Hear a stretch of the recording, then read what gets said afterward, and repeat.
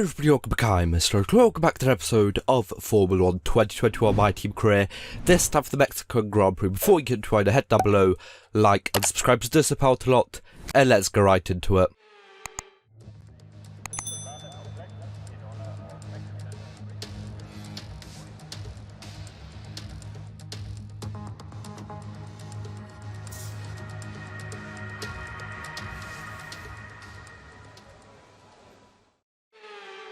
So here I am out for my flying lap around the Mexican Grand Prix here at the Autodromo Hermanos Rodriguez.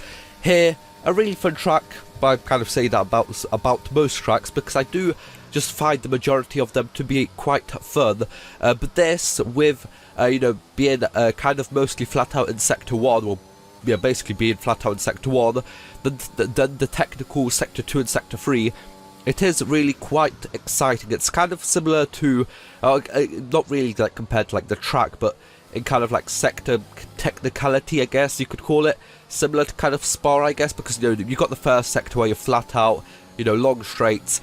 Then Sector 2, Sector 3, it's more kind of technical and stuff. I guess you can't really compare Sector 3 from this to Spa because Spa's mostly flat out Sector 3, but this isn't.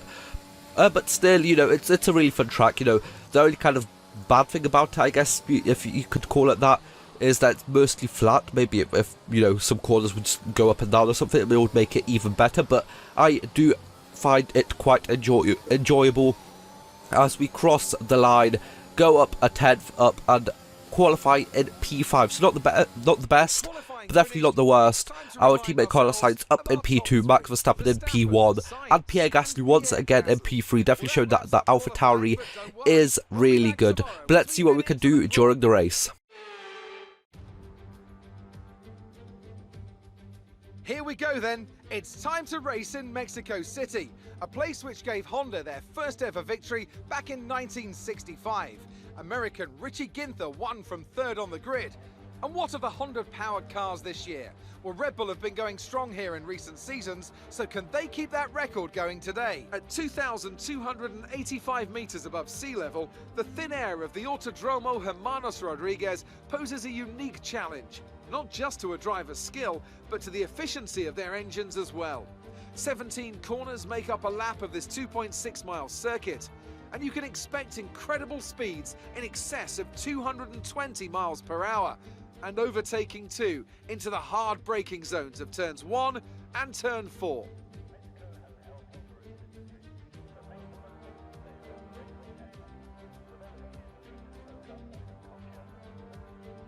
Off the back of a fantastic qualifying session, it's time to see how our starting grid looks for today's race. Max Verstappen put in a fantastic lap yesterday, and he starts from pole position. And talented Spaniard Carlos Sainz completes the front row. Moving on to the rest of the grid, we have Gasly, Hamilton, Jack Aitken, and Tsunoda, Leclerc, Vettel, Norris, and Daniel Ricciardo, Delatraz, Stroll, and Guan Yu Zhou, and Giovinazzi. Red, they'll be starting further back after an earlier grid penalty. Russell, Nicholas Latifi, and Mick Schumacher, Matsushita, Lundgaard, Ocon, they've taken a grid penalty, and Nikita Mazepin. And with lights out just moments away, it's time to go down to the track. So here I am lined up in P15 as I had to get a penalty for an engine component as we had to switch because we would have probably DNF'd if it wasn't for that switch. But here we go, lights out and away we go. Of course, started on the softs like we always do. Let's see how many places we can get up into the first corner over here. As we can see, Pierre Gasly fighting with Carlos Sainz over there for second place over there. Max Verstappen out in first place. We get down the inside of Lance Stroll, and now we are side by side with Antonio Giovinazzi in the Alpine. Are we going to be able to get past him as we both dive down the inside of Stroll and Guan Yu Zhou over there? Are we going to be able to make the pass on Louis Deltraz as well, as we make slight contact with Giovinazzi, I think, over there, but I did check and there was no damage from that, which is good, as we're now side by side with Louis Deltraz in the Mercedes, but we do manage to go down the inside. We're still side by side, but then manage to get ahead and up into P12, so definitely not the most amount of overtakes on the first lap, but still a decent amount. And are we going to be able to get past Giovinazzi here as well? We are definitely going to try late on the brakes, but there was no space over there. But still, you know, up to P12, nearly the points already on lap 1. We definitely have some good pace in the car, so we are definitely going to be really good over the kind of whole span of the race over here. So we just need to keep patient, not damage the car, and just bring it home. I think we can definitely do quite a lot. That's what I was, of course, thinking at the time, because I kind of know the results now. But that's what I was thinking, you know, decent first lap, we've got no damage, that's good. We just need to keep on pushing, you know, overtake by overtake. We get past Giovinazzi in turn 1 of lap 2, and now later on lap 2, we are right behind the Aston Martin of Sebastian Vettel, fighting him for P10 for that first point. And we get a really good exit out of there. I'm kind of, you know, there's some corners that AI get really good exits compared to you, but I think I saw that corner, and compared to me, the AI were actually struggling quite a lot, so that's good for me. As we get past and up to P10, 2 McLarens ahead of us now, Ricciardo and Norris. We are going to try and take them on, you know, as quickly as possible, as Leclerc actually has an issue with his car, and he is actually ahead of the 2 McLarens, so they are going to be slow because of him. He is going to be holding them up, as we see over here, right into the stadium section. We actually get around the outside, we actually get a good run. Ricciardo goes on the curb over there, loses control of his car. We actually managed to get past Ricciardo in the kind of stadium section over there. That was actually quite a nice overtake that I enjoyed quite a lot. And now up into P9, right behind, Leclerc now, as Norris got past him, as Leclerc has these issues, and as you can see, we just managed to go past him so easily and set a purple first sector once again.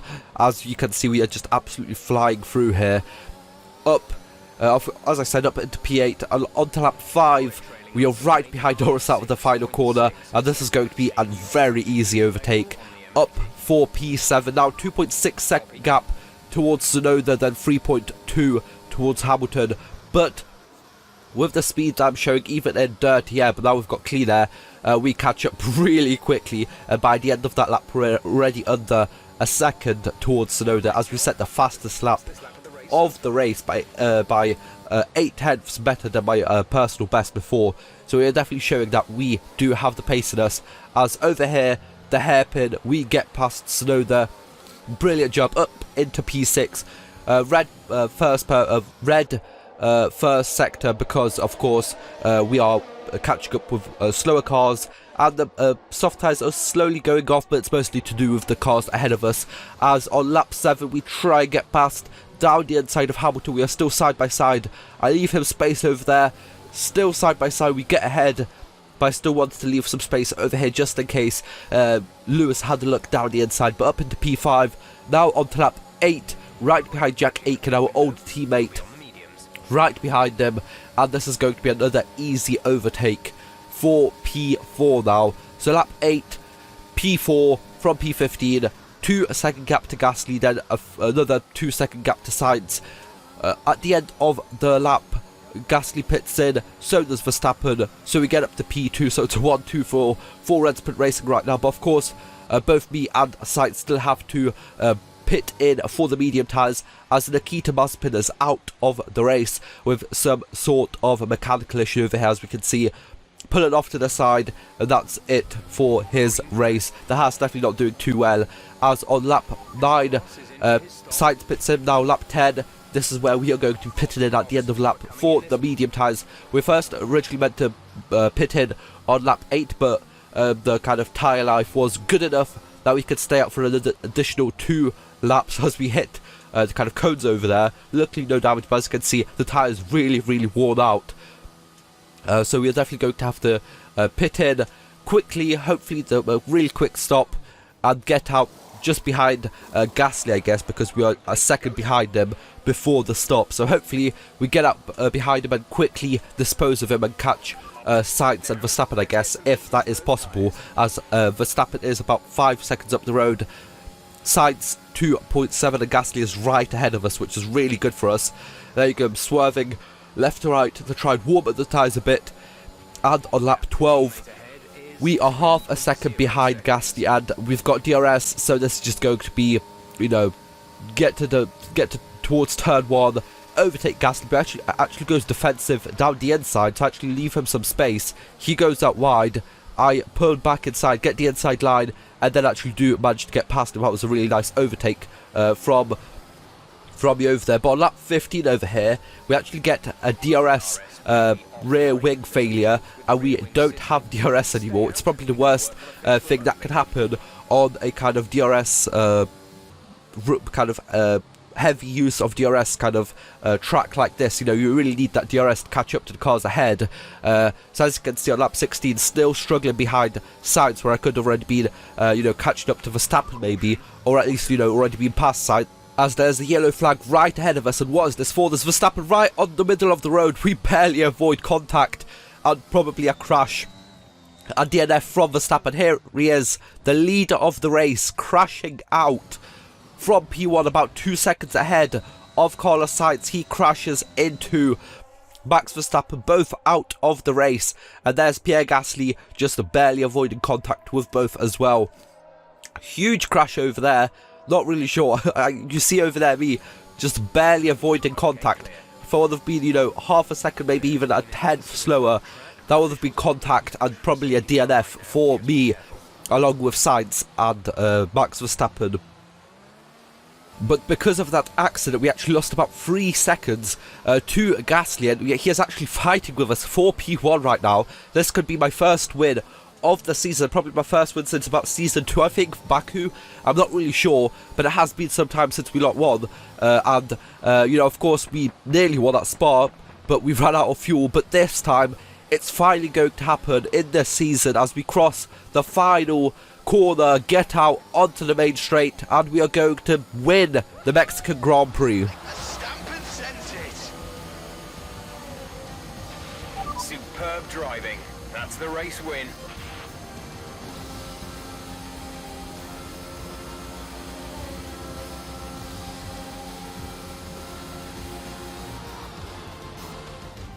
The thin air here in Mexico City makes this event a brutal one for these Formula One cars. But this team have done a fantastic job to make it to the checkered flag and take a well-earned victory. Tell me, Ant, how did they manage to achieve this win? I think the key here was just the quality of the racecraft, you know? I mean, how many overtakes did they make overall? I'm sure we have a stat person keeping score somewhere, and it's fantastic to watch, wasn't it? This is a strategic sport at the end of the day, but it's always really gratifying to see close-fought battles on track. It's what all the fans are after. A show-stopping performance from the 3 drivers approaching the podium right now. It's been an interesting Grand Prix, that's for sure.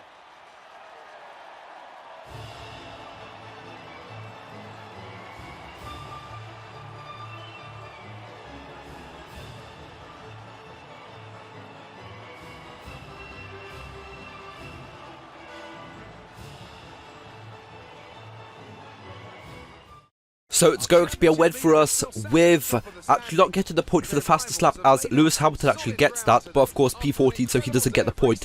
Pierre Gasly in 2nd place and Jack Aitken in 3rd place. We jump up to P6 in the driver standings. We could actually probably get Yuki Tsunoda, maybe even Lewis Hamilton for P4, but I guess we'll see in the last race at Brazil next time around.